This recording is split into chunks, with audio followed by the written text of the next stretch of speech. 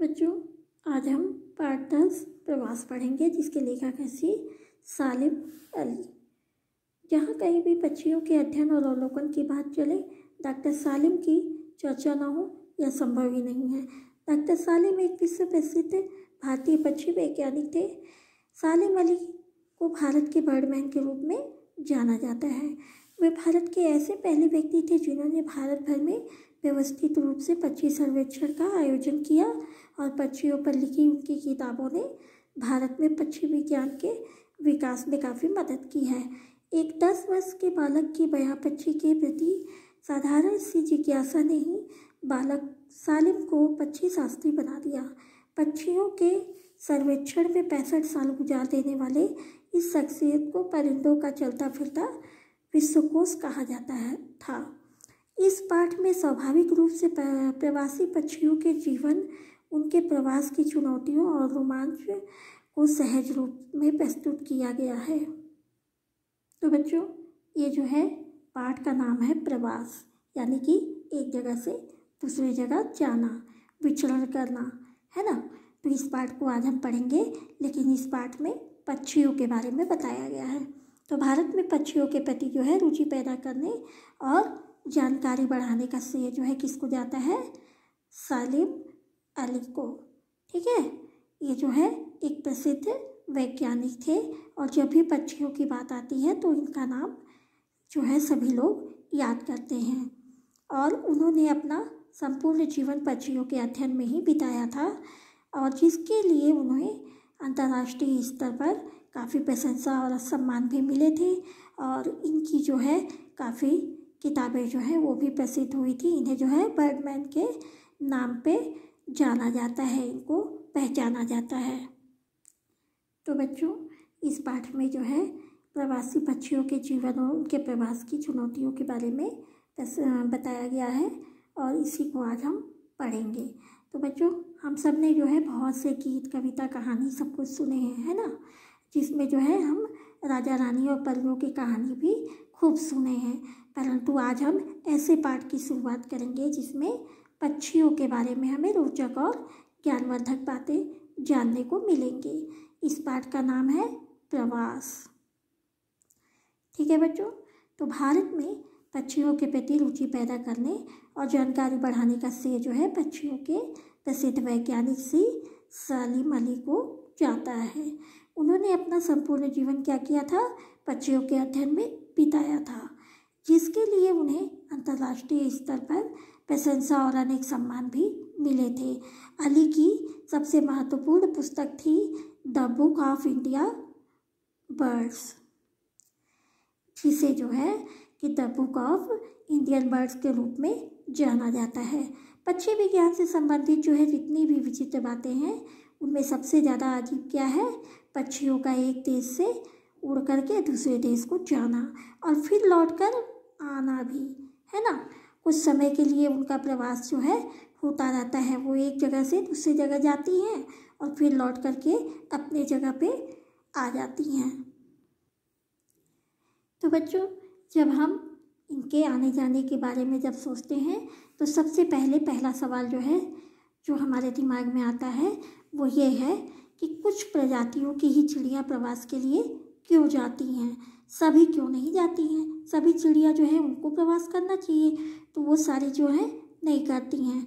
तो प्रवास से संबंधित सबसे विशिष्ट बात यह है कि कुछ प्रवासी चिड़िया जो हैं वो वंशवृद्धि के लिए प्रवास करती हैं, यानी कि एक स्थान से दूसरे स्थान जाती हैं, और कुछ चिड़िया जो हैं वो गर्म स्थान में जाने के लिए प्रवास करती हैं।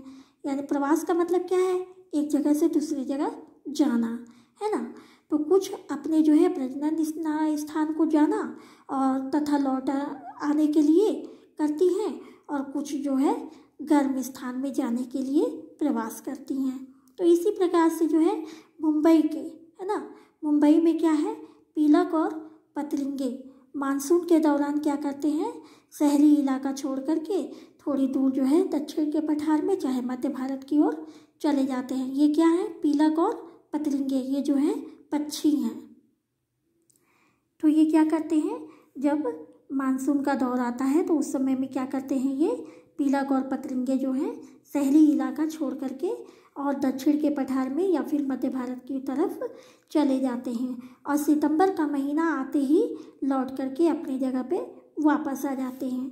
अपनी लंबी यात्रा पर जो है प्रवास करने से पहले प्रवासी चिड़िया जो होती हैं, यानी कि जो एक जगह से दूसरी जगह जाती हैं, इसके लिए क्या करती हैं, वो पहले से तैयारी करती हैं और वे खाना अधिक मात्रा में खाते हैं।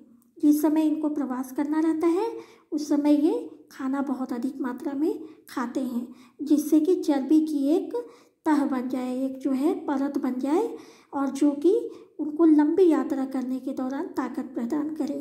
क्योंकि जब शरीर में भोजन की कमी होगी तो क्या होगा, शरीर जो है अस्वस्थ हो जाएगा और कार्य नहीं कर पाएगा। तो इसलिए ये क्या करती हैं कि बहुत ज़्यादा मात्रा में जो है भोजन करती हैं और उसके बाद जो है इनके शरीर पर एक परत सी जम जाती है चर्बी की, जिससे इनको यात्रा करने के दौरान किसी प्रकार की अस्वस्थता नहीं होती है। ठीक है, तो ये क्या करती हैं, उनको लंबी यात्रा करने में जो है ये भोजन जो है ताकत प्रदान करता है।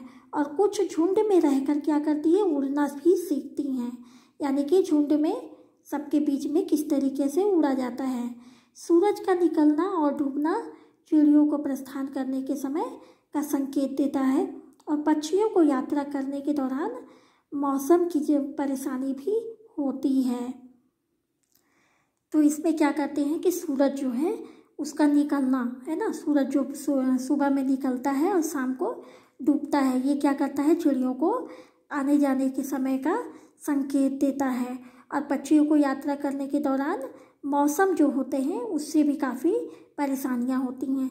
तो इसलिए भरण पोषण के लिए आहार की कमी होती है, क्योंकि रास्ते में जब ये प्रचलन जो है यानी कि निरंतर ये उड़ती रहती हैं तो उस समय में इनको भोजन जो है नहीं मिल पाता है, आहार नहीं मिल पाता है।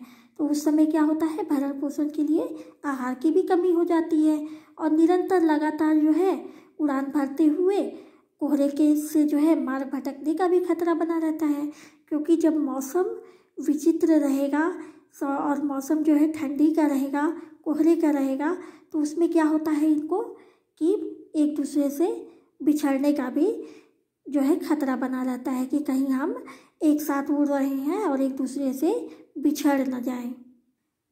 शताब्दी से प्रवासी चिड़िया और यानी कि पक्षियों के बारे में जानकारी एकत्र करने के लिए जो भी तरीका अधिक उपयोग में लाया जाता है वह है उन्हें जो है एल्युमिनियम के छल्ले पहनाना तथा उन्हें रजिस्टर में लिखा जाना। यानी कि अब जो है क्या है, नए तरीके से उनको जो है उपयोग में लाया जाता है कि पक्षियों का जो प्रवास है उनको पहचानने के लिए कि किस तरीके से उनकी पहचान हो सकती है। तो उन्हें क्या किया जाता है, एल्युमिनियम का जो है छल्ला पहनाया जाता है और उन्हें रजिस्टर में जो है लिखा भी जाता है कि किसको पहनाया गया है। और इसके लिए जो है विभिन्न प्रकार के जो है नाप भी होते हैं, अलग अलग नाप होते हैं, क्योंकि पक्षियों का सबका अलग अलग नाप होता है। तो इसमें छल्लों पर क्रम संख्या यानी कि सीरियल नंबर जो होते हैं वो लिखे रहते हैं और छल्ला पहनाने वाले का नाम और पता भी होता है ना।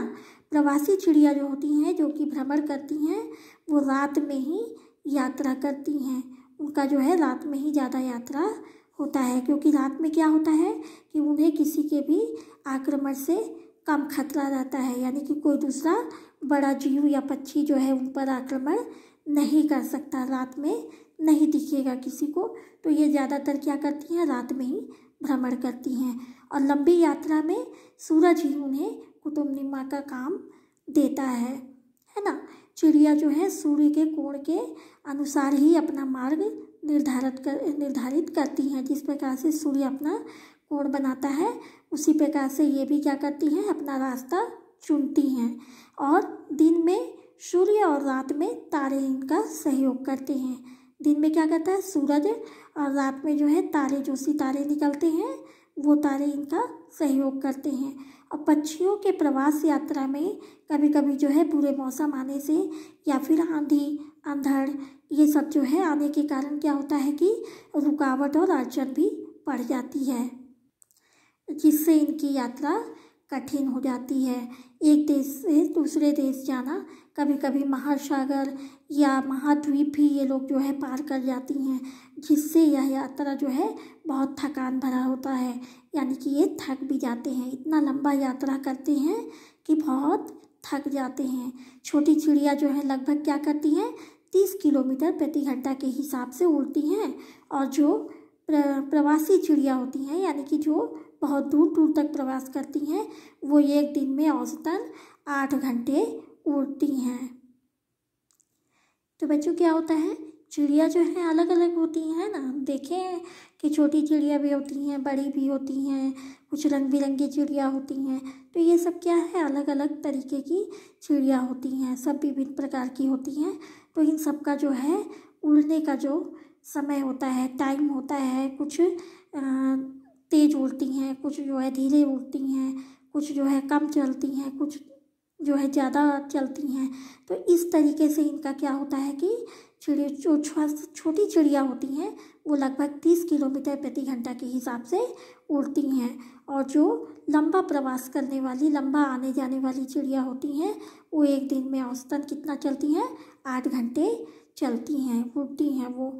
तो मुंबई की जो नेचुरल हिस्ट्री सोसाइटी है, इस संबंध में एक बहुत बड़ी योजना चला रही है ना। मुंबई में एक जो है नेचुरल हिस्ट्री सोसाइटी नाम की एक संस्था है, जो कि इस संबंध में बहुत बड़ी योजना चला रही है, जिसके अनुसार क्या होता है कि विभिन्न प्रकार की जो प्रवासी पक्षी हैं उनको छल्ले पहनाने का काम भारत के विभिन्न भागों में बड़े पैमाने पर किया जा रहा है, जिससे बहुत से ऐसे तथ्य और आंकड़े प्राप्त हुए जो पहले बहुत अनजान थे, जो पहले हम नहीं जानते थे। तो उन सब चीज़ों के बारे में हमको पता चला, किससे, पक्षियों को छल्ले पहनाने से।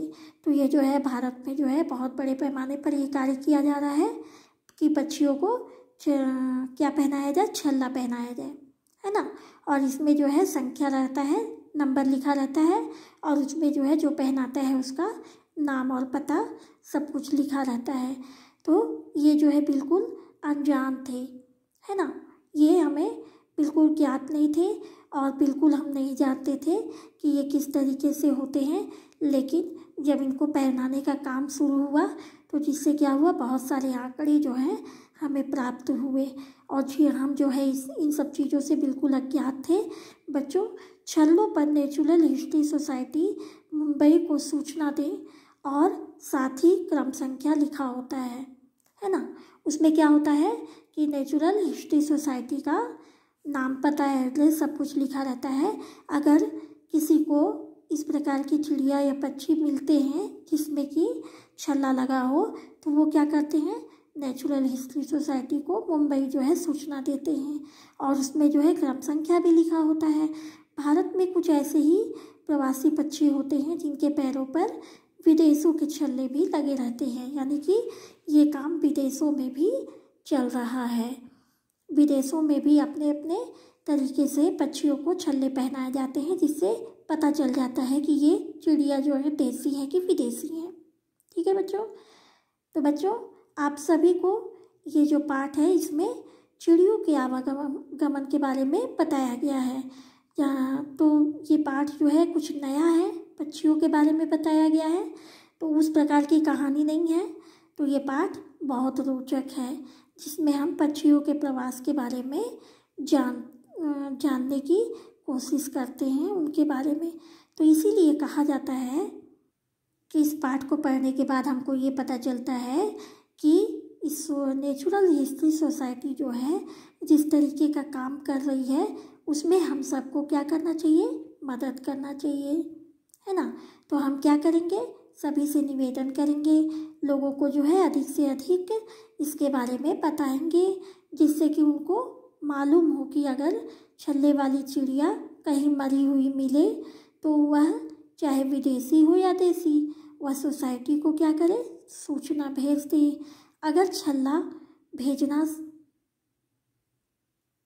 संभव ना हो तो छल्ले का क्रम संख्या और किस परिस्थिति में वह मिला है, तो मिलने की तारीख व स्थान, इन सब की जानकारी सोसाइटी को भेज दें, है ना।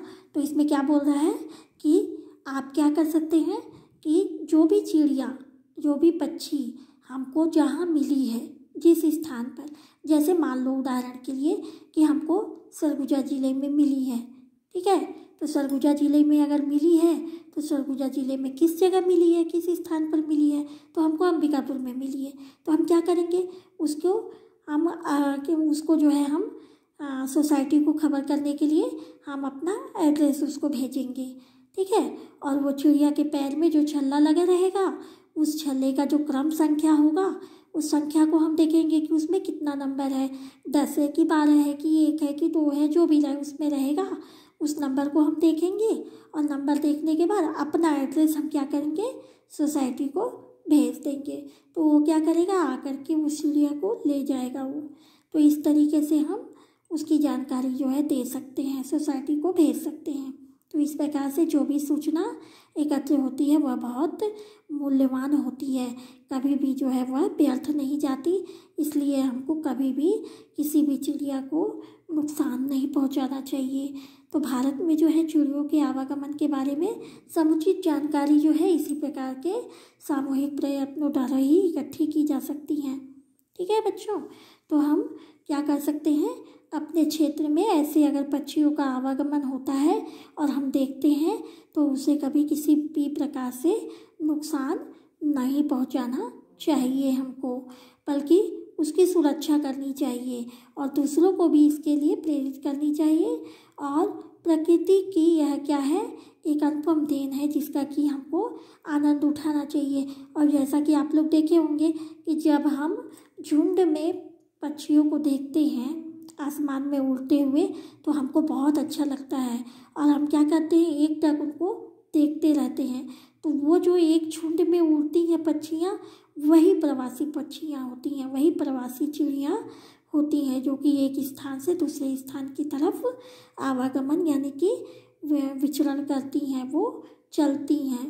तो इन पक्षियों को कभी भी किसी प्रकार से नुकसान हमको नहीं पहुंचाना चाहिए, उनकी बल्कि मदद करनी चाहिए और उनकी जितनी हो सके सुरक्षा करनी चाहिए। और अगर कोई गलत कार्य करता है तो उसको भी हमको क्या करना चाहिए, रोकना चाहिए, ठीक है बच्चों। तो यहाँ पर आपका पाठ समाप्त होता है।